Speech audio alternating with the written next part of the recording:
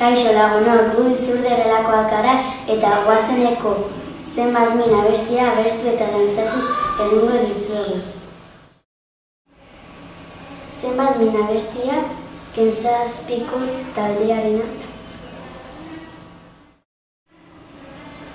Kenzazpi Jon Mikel Arrunategi eta Inaute Elorrietan 1986an Gernikan sortutako musika taldea da, eta gero beste 4 partaide gehitu ziren.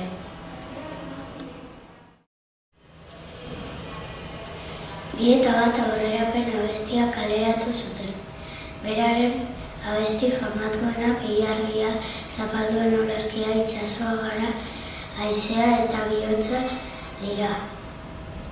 Talde oso arrakastatsua da.